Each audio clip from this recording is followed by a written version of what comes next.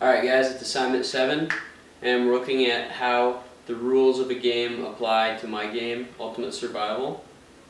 So let's get started. Operational rules, just to go over it again, is basically how to use the game, the instructions, whether it's written or in the game. In my game, Ultimate Survival, the instructions will be kind of an as-you-go format. So basically, as you're playing the game, you'll be given further instructions. Just to go over again, fundamental rules are how the game is set up, what's the formal structure of the game. So the fundamental rules of my game will be that you're either stuck in a cold or hot climate and you choose between supplies and or a partner to help you survive. So basically that's the way the game is set up, and you kind of have to go by these rules. That would kind of fit into the category of written rules, but I wouldn't really call those rules because those are your only two options. So it's more of like the fundamental rules or the setup of the game in general. Behavioral rules, it's more about, in my opinion, how to be a good sport. Like if you're playing in an online sort of thing, I could see, if this game was on a bigger scale for like a console like PlayStation or Xbox, if you were playing online, let's say you chose to have a partner to help you survive, and instead, and then you and your partner were two different online players working together. Behavioral rules could be things like looking out for each other, working as a team, not just kind of leaving the other guy behind so that you can survive or win the game. Going back to fundamental rules there, the game would be set up in a way that if you did that during online play, you wouldn't be able to survive, to prevent that from happening. The written rules of the game are basically rules that you have to, abide by, otherwise you're gonna fail or die or not survive.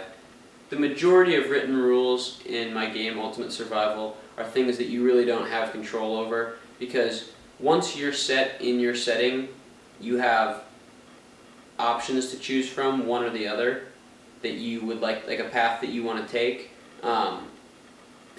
So I guess the only way that you could choose would be to how you interact with your partner if you chose your partner, or how you choose to use your gear. But there's going to be, there's a limited amount of ways that you can use the gear or interact with your partner.